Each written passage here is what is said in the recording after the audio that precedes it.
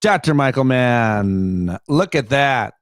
Look who we've got. One of the greatest. Always good to see you, sir. Thank you very much for joining me. We're going to talk about the big climate conference that just wrapped up, your feelings on it, and anything else we can get to. How are you? Happy Thanksgiving Eve we're talking on. Yeah, same to you, my friend. It's great to be with you. Yeah, there's a lot going on.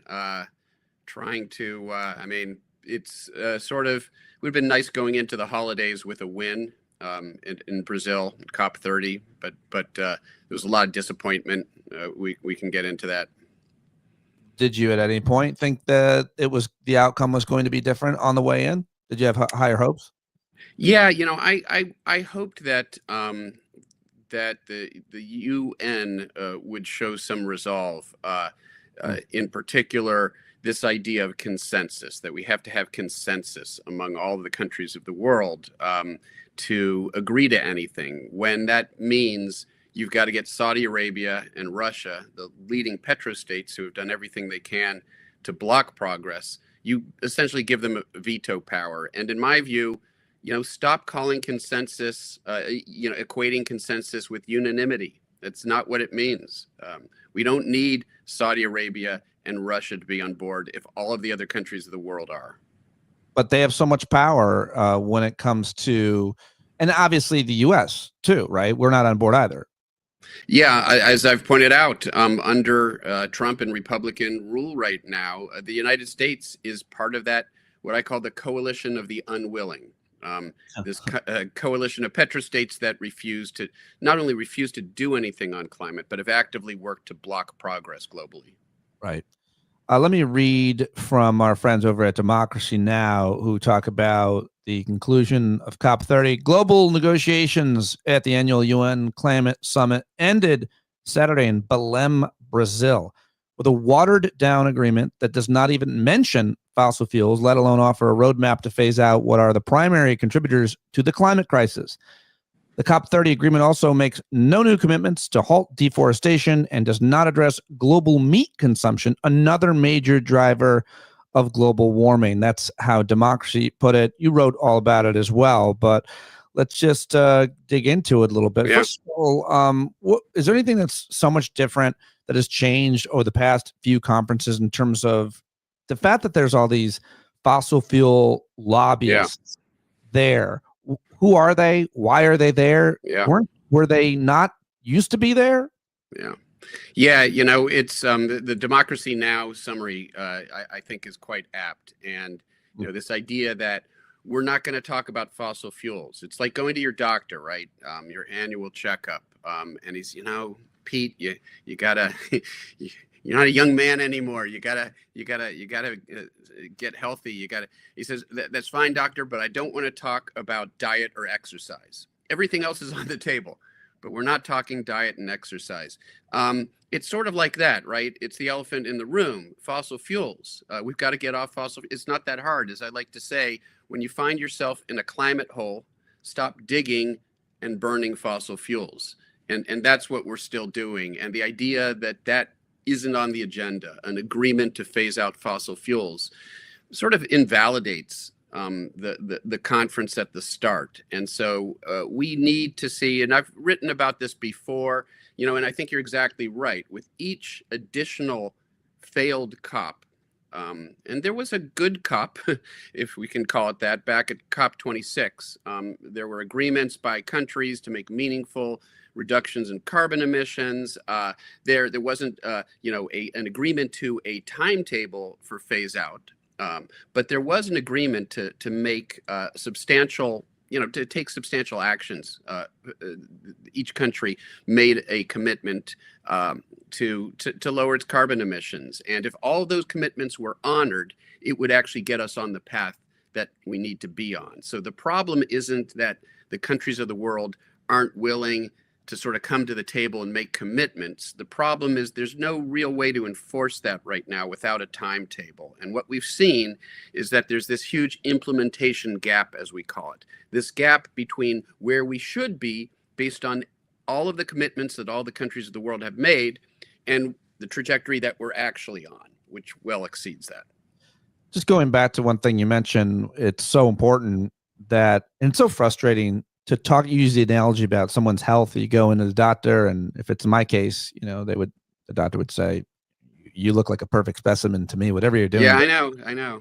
We both get that. It's just who we are. But yeah, But enough with the drinking. Look at your skin, sir. But the point is, if you don't get to the root of the problem, then what are we doing? I'm reminded of some Republican committee taking a look at climate change and striking the words greenhouse gases, and they're doing that now throughout their federal funding. They're acting like the primary cause of the problem. We're not even allowed to talk about it. The right, words and that right. kind of censorship Yeah, is, talk a little bit about that. You've written yeah, books about this, but you're censoring science. I think you yeah. might be familiar with the phrase.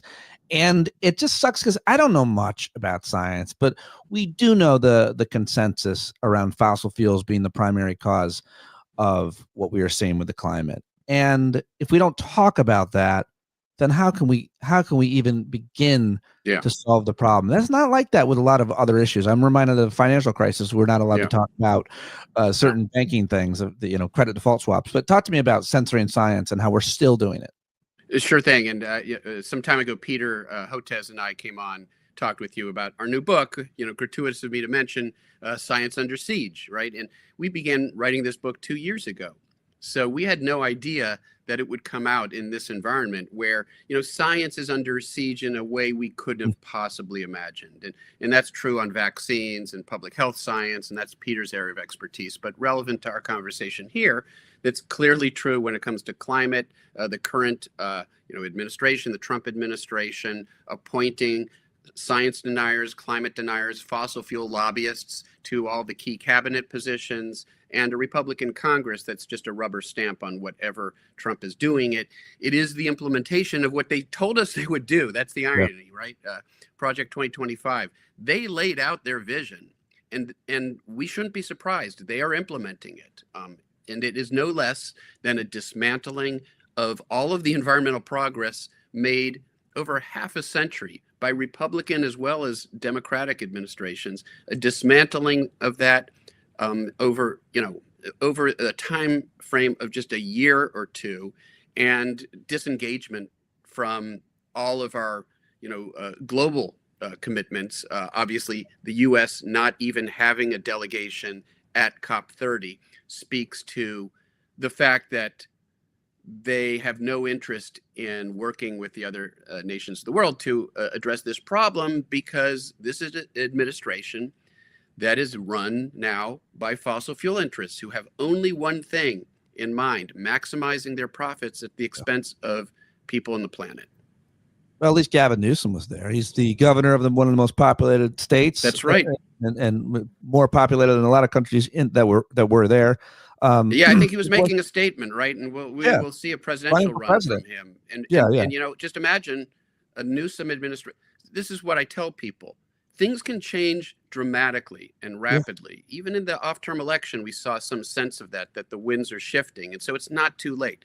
That's important for people, who come away from COP30 dejected. We didn't make any progress. Yes, it was a huge failure, but it's not the end of the road.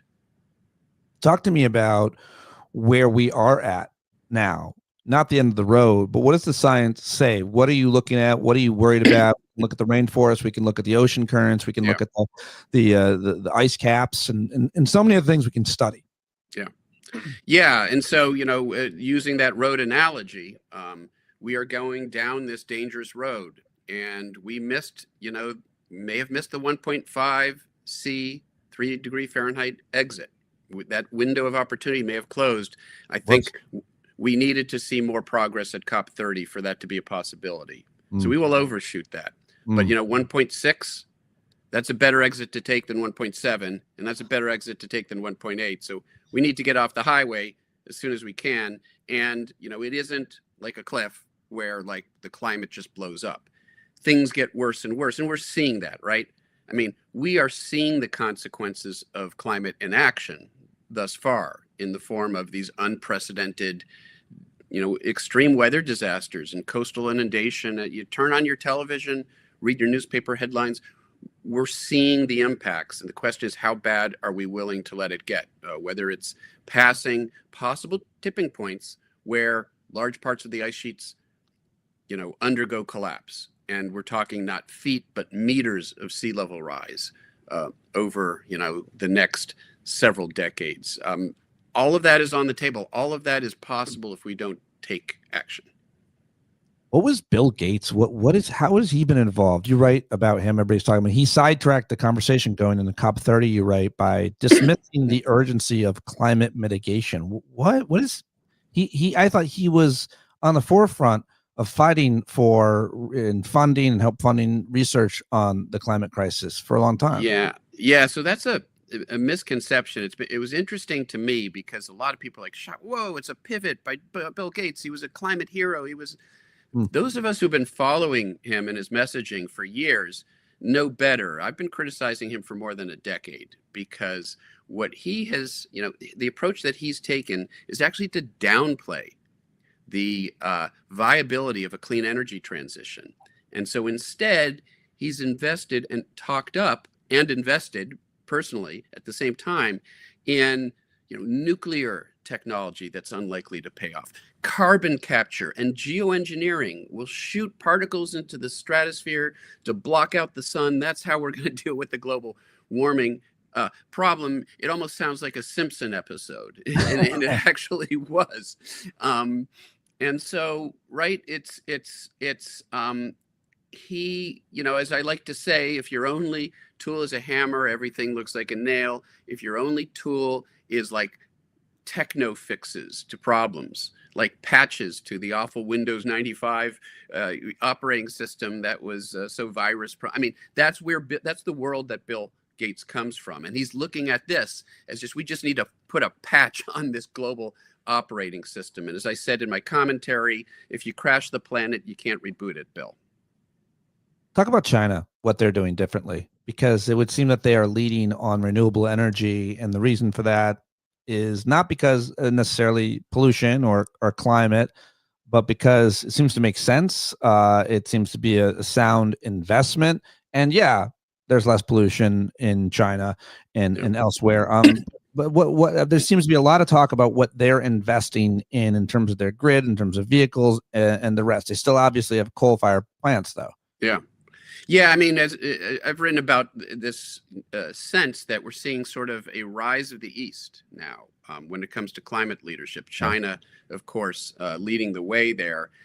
They are, as you say, investing far more in renewable energy, solar, wind, making that technology available to the rest of the world, lowering the price of solar panels. They're doing all those things, and that's great. But at the same time, they're sort of still talking out of both sides of their mouth. They were not especially helpful at COP30. They were not one of the countries, for example, there were 80 countries that said, we want to commit right now to a fossil fuel phase out, to phasing out fossil fuels on some agreed upon timeline. And China was not part of that. Obviously, Saudi Arabia, Russia, the United States, they are petrostates now. The U.S. is now one of those petrostates as part of that alliance. We didn't expect them to support it, but some of us might have expected China to support a phase-out agreement, and they didn't do that. So they're still hedging their bets. I think to some extent, they want to see a little more progress on the part of the West. If the United States disengages, China can easily make the argument, hey, you're the world's biggest legacy carbon polluter. You've put more carbon pollution into the atmosphere than any other country. You've caused more warming and climate damage than any other country. If you're not doing your part, why should we? Shouldn't we have access to cheap fossil fuel energy to continue to build our growing economy?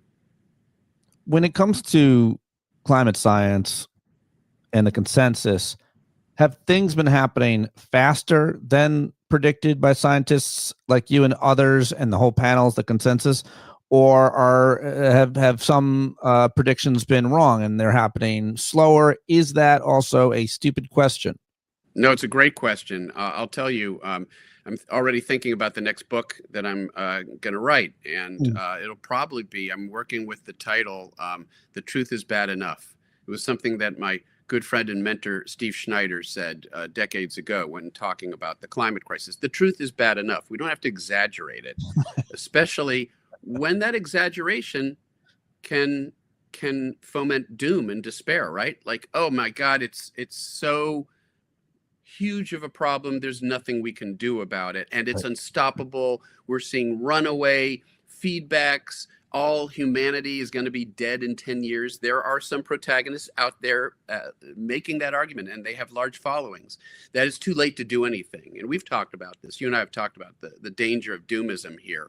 And so we have to be truthful to what the science says. And I always, come down on this idea of conveying both urgency. That's critical because we're seeing worse and worse damage with every fraction of a degree of warming. There's the urgency, but the agency. It's not too late to do something about it. And the truth is bad enough. When you look at the warming of the planet, it's right in line with the predictions. Most people don't realize that. The warming that we've seen is almost exactly what scientists decades ago predicted we would see if we followed the pathway of fossil fuel burning that we followed. Even ExxonMobil's own scientists, before they were fired, predicted where we would be pretty accurately. Now, I think what you're getting at, and this is true, some of the consequences of that warming are actually exceeding what we predicted, because there are processes that are important in ice sheet collapse that weren't in our models. And what we're seeing is the ice sheets are more dynamic than our models had them being, say, a decade and a half ago. They can collapse faster than we thought. The extreme weather events, and some of my own research involves factors that are behind these very persistent summer weather extremes, these heat domes, these persistent heat waves and droughts and wildfires and floods. The models are likely missing one important mechanism behind that. And so if anything, when it comes to the impacts of the warming, the models may be underestimating some of those impacts. And that means there's even great urgency. But as far as the warming of the planet is concerned, it's warmed exactly what we predicted and what the models tell us. It will continue to warm as long as we continue to emit carbon into the atmosphere. We've got to stop doing that. You are probably one of the best people to talk about this next issue and subject, which is the conversation about the climate crisis and where is it? You've been in it for your whole career. I've been in it for much of my career, most of my career. Yeah. And now you've gone from Penn State. Like what, 70 years, Pete? Yeah. I've been, by the way, one of the anxieties I have around hanging out with my dad is, my dad's 80 and I'm going to see him tomorrow. We look exactly the same. I'm 50 and he's 80 and you cannot tell the difference. I know. I hear you. My dad's 91. Oh yeah. Do you guys look alike? We got to exchange pictures of our dads.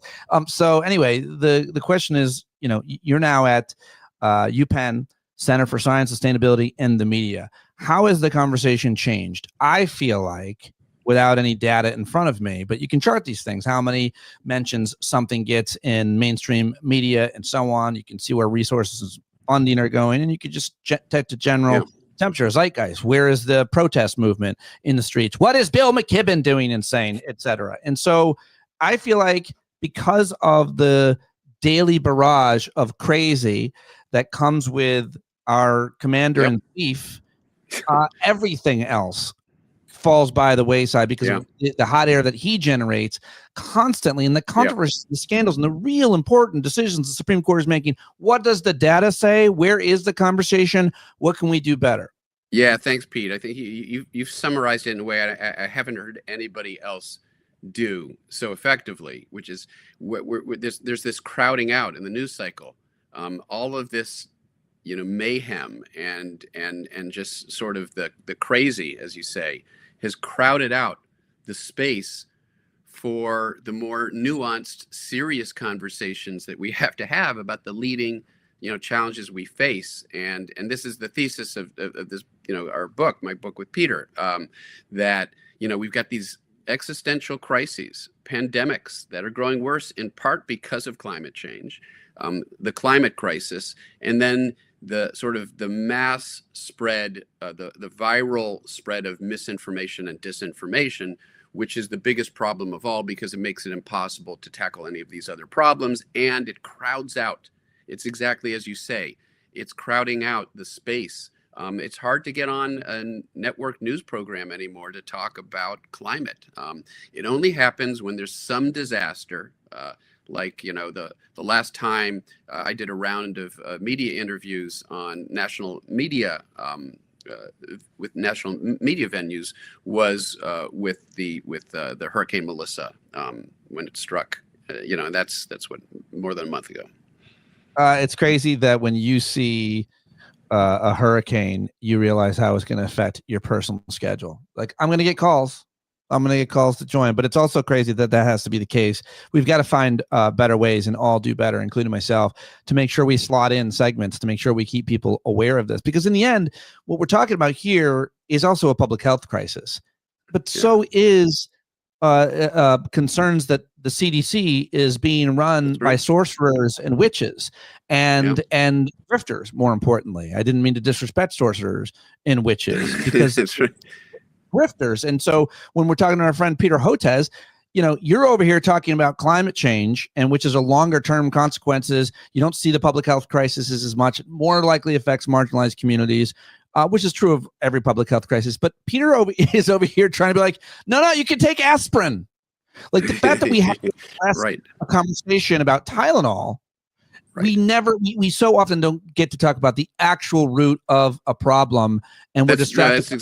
That's exactly right, Pete. And it's because there's this concerted effort to confuse the public discourse, to confuse the public, to throw so much mud on the wall that Peter and I spend all of our time trying to scrape the mud off the wall. Right. And we don't have time. We have to be aware of that tactic, and there are effective ways to deal with it. But even in the climate space, right? The conspiracy theories about chemtrails and Lee Zeldin, the head of the EPA, made an announcement. I played it on the show. He's going to look into contrails or something. Yeah, well, they're going to, and they're releasing, the FBI, you probably saw the other day, is releasing a classified report on Bigfoot. Well, that I find important. I think that's something they do. Well, it provides some hope that they'll then release that report, those Epstein papers too. So, but we'll see about that. That'd be great if they were inflated somehow. Bigfoot was actually being sexually trafficked by Jeffrey Epstein. Crazy. I wouldn't. I think that is part of the QAnon theory, actually. So it's not. It's actually not. Unfortunately, comedy's dead, because wait, is that real? No, it's not. Wait, maybe it is. I don't know. You're right. Yeah. So the attention being paid to the issue is something that we really need to try to do a better job at, but you have to be able to also monetize things and make a career out of things. And it's like, if we don't label our conversation today, Pete Dominick destroys Michael Mann in a competition of baldness, people might not watch. Yeah, actually, as a fundraiser, you might have something there. But I can think of a few other colleagues we could probably invite, panel, maybe a panel of 5. For sure, a panel of balds. You don't know our struggle. So, in the conclusion, sir, I am so grateful whenever you join us. What about the current political conversation in America around climate? What about the current legislation or judicial conclusions or the Supreme Court seems to decide on so much of what might go through the legislative branch. What are you kind of paying attention to? Is there any asks, any pressure that could be put on Congress in any way, given the state of our politics? Yeah, it's a great question. I mean, I would just say, look at the off-term elections. What it shows is that people are mobilized. People are angry. They're upset. They're beginning to understand just how much damage this current administration and Republican the administration, with support from the Republican Congress and a Republican stacked, Supreme Court. We're seeing how much damage can be done when the right has a stranglehold on our politics and no obstacles to implementing their agenda, their anti-science driven agenda. And so the solution, there's no way around it. We've got to turn out. We've got to mobilize and turn people out in huge numbers in these midterm elections to begin to right this ship. If we want to restore the rightful role of science in public health in addressing the existential climate crisis, if we want to make any progress there in this country, and that's critical to the global effort, right? If the U.S. doesn't show leadership, there's a tendency for other countries to fail to do so as well. So we've got to turn out in mass numbers in elections and vote for politicians who will do right by us rather than politicians who are just a rubber stamp for polluters and bad actors. If it's great, well said, but if the politics of the day seem to be affordability, word from Mamdani, Trump loved it. He's like, I should try that. It's pretty And good, actually. it's a pretty good platform to run on when it comes to the affordability of energy. Yeah, I think that's the only thing that seems to matter to move people towards a cleaner. People don't care, and I'm fine with this argument because I don't. If you're not going to agree with the moral argument about every critter and creature, including the future ones that you might be related to and share blood with, then fine. It's cheaper and better to have. That's right. Yeah, so, I mean, you put your finger on it, Pete. If people could understand that a major factor that's driving up energy prices right now is the fact that the administration has canceled all of this, cheap renewable energy, new sources of renewable energy, and even existing renewable energy. So we have this cheap, clean source of energy, and if we were embracing it, if we were continuing with the policies of the last administration, we would be on a trajectory where energy prices get lower and our environment benefits from it. But instead, they are, blocking wind, they're blocking solar, they're doing everything they can to kill the renewable energy industry in this country, and it's driving up prices. And at the same time, they're investing in coal and steam and feelings and things that don't work and pollute. And obviously in oil, they're going to drill off of California in the Arctic Wildlife Refuge and in Florida, although Florida's Republicans are not having it. I just heard yesterday, not in their backyard. But at the same time, they're disinvesting in the future while the rest of the world is investing. They're investing in the past to create more demand for, but regardless of markets and subsidies, it would still seem, my understanding is that solar is very competitive now with natural gas and other forms of electricity. It's cheaper on a levelized basis. And the only reason that, we're not seeing faster movement towards those sources of energy is because of an administration that's providing all sorts of subsidies, direct and indirect, for fossil fuels. And they're blocking. The irony here is if they just kept their hands off the market, as they claim they like to do, the free market, they support the free market. If we had a free market, we would be moving even more dramatically towards clean energy. Nothing. Every time you hear a right winger criticize Democrats or liberals, calling them socialists or communists, I've said this forever. I'm like, well, you're not a capitalist. You don't support capitalism. And let's just talk about energy. We don't have to talk about healthcare or any other industry that gets subsidized or that government picks winners, which is what they do in the rest of the world. But let's just talk about energy. And if the free market were allowed to compete without all the subsidies, without all the investments and so on, at this point, well, we wouldn't have any of it if the government wasn't investing in research, which they're also not investing in. Well, but that's if it were a more level playing field, exactly. You would see that you're not a capitalist. You're not because energy is part of the price of fucking everything. You're saying that they're hypocrites, Pete? No, I don't even do that anymore. I'm not even like, because I don't appeal to shame anymore. I still put shame aside, put humiliation aside. I still think sometimes people could be logical and reasonable about something. It's like, listen, argue for capitalism, go ahead, but don't act like that's what this has ever been.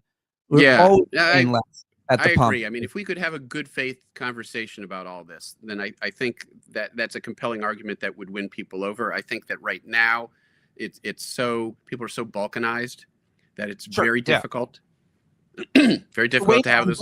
I'm is like, drive my fucking electric car, drive it around. There you are. Look at my home energy prices. Like, just sell it, proselytize the stuff. I've had solar panels and EVs for the longest, longer than everybody, and nobody cares. Everybody just I've tried to be the change I want to see, but my neighbors are like, those are ugly.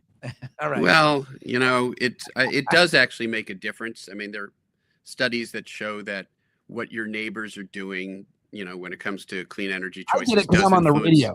I What's did it that? because I'm on the radio. I did it because I'm on the radio. If I'm talking to you and other activists and I call myself an activist, I can't then be selling, ads on my show for petroleum. And I can't then, most importantly, in my life, be driving an F-150. I love pickup trucks, but I can't, be sucking gas all over the place. But I do still You eat got to animal. choose your vices. In your case, it's all those steaks that you eat, right? I eat way too many birds and animals, and so that didn't come up. They said at Democracy Now. How much of an issue is that? Now I'll let you go. The eating of the animals. Is anybody doing anything about that anywhere?